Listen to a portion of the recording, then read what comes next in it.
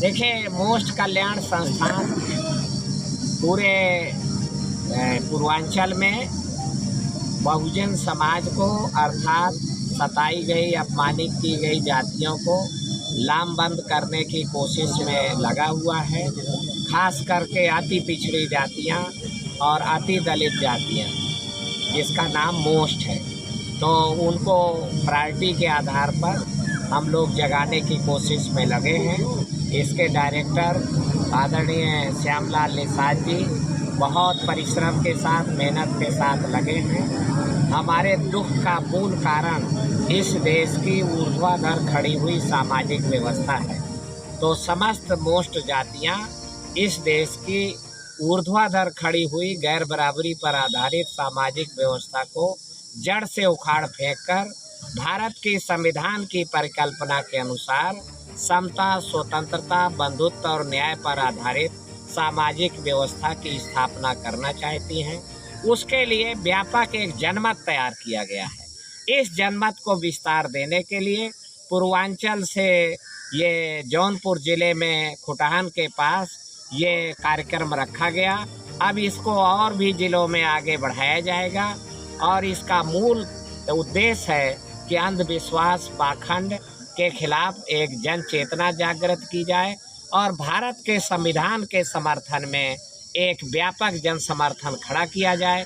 वैज्ञानिकता के समर्थन में भारत को, समाज को संविधान के अनुसार चलना है, न कि मनुविधान के अनुसार। मनुविधान हमारे लिए दुखदाई है और संविधान हमारे लिए सुखदाई है।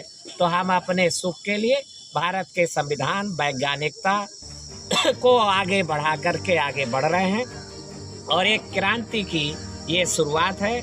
माननीय श्यामलाल निषाद इसके वे बहुत ही धन्यवाद और आइकॉन बनकर के उभरे हैं और निश्चित रूप से इस अभियान को और गति प्रदान की जाएगी। सर, आप कह रहे हैं कि क्रांति की शुरुआत है, लेकिन इसके पहले पिछड़ों दलितों को जगाने के लिए तमाम क्रांतियाँ हुई, तमाम ऐसे सामाजिक लोग सामने आए, तमाम ऐसे नेता सामने आए। तो आपको लग रहा है कि अभी वो लोग जगे नहीं हैं? नहीं, वो जागे हैं, पर बीच में शोषक वर्ग भी षड्यंत्र करता है। हमारा पर्पज लोगों को इकट्ठा करना है, उनमें भाईचारा बनाना है, पर शोषक वर्ग का उद्देश्य उनमें बिखराव लाना है, उनको भटकाना है। तो कभी कभी वो ज़्यादा कामयाब हो जाता है, काम ज़्यादा कर ले जाता है।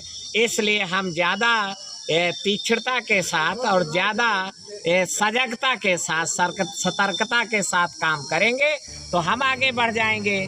पिछले 5 सालों में हमारे जन चेतना ने बड़ा संचार किया है और सतर्कता बढ़ी है और हम लोग का कारवां भी आगे बढ़ा है। सर, इस मंच से पीडीए का भी जिक्र किया गया, अखिलेश यादव का भी नाम इस मंच से लिया गया, तो फिर ये क्या संदेश है यहाँ से? और निश्चित रूप से जो लड़ेगा वो आगे बढ़ेगा और वो हमारा नेता बनेगा।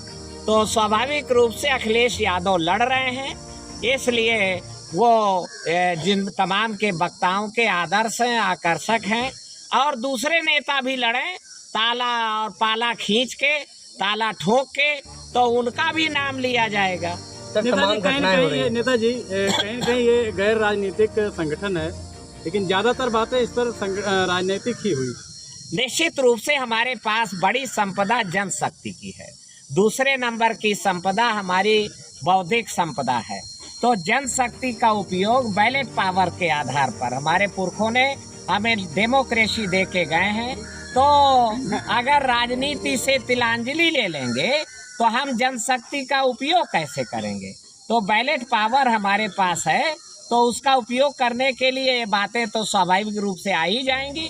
दुनिया के, भारत के भी तमाम के संगठन हैं, वो कहते हैं हम गैर राजनीतिक है, पर राजनीति की बात करते हैं।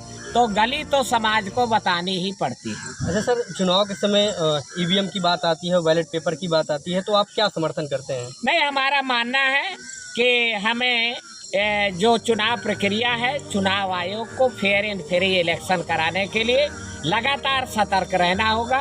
अगर चुनाव आयोग हीला हवाली करेगा तो दुर्घटना होगी। ईवीएम के बारे में हमारा कहना है कि हम ईवीएम से भी चुनाव जीते हैं, ईवीएम से हमने सरकार भी बनाई है।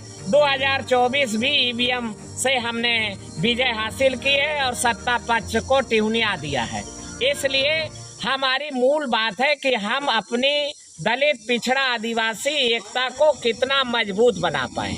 सर फिर भी चुनाव में तो ईवीएम का विरोध होता रहा, चाहे वो समाजवादी पार्टी हो, बसपा ने भी, कांग्रेस ने भी जमकर विरोध किया ईवीएम का। नहीं, ये देखिए, चुनाव जीतने के बाद भी विरोध करते हैं। जो लोग जानबूझ करके बनी हुई बहुजन एकता को विखंडित किए हैं, बहुजन एकता को बेच डाले हैं 10-10 करोड़ रुपया में, उन्होंने बहाना बनाने के लिए ईवीएम का नाम लगा लिया है। माननीय अखिलेश यादव ने ईवीएम का कोई विरोध नहीं किया है और ईवीएम से हम जीते हैं। सर ये कह इस समय जो घटनाएं घट रही हैं तमाम बहुजन के लोगों के साथ भी हुआ है या सीवर के साथ हुआ है, बिल्कुल ये निश्चित रूप से ये परिलक्षित करता है, बताता है कि भाजपा सरकार योगी आदित्यनाथ भारत के संविधान को, कानून को लागू नहीं कर रहे हैं बल्कि मनु विधान को लागू कर रहे हैं। मनु विधान में अन्याय अत्याचार जायज है और भारत के संविधान में अन्याय अत्याचार गैर कानूनी है, उनको उठा के जेल में डाल देना नेताजी कहीं न कहीं ये जब भी जो आपने कहा मनु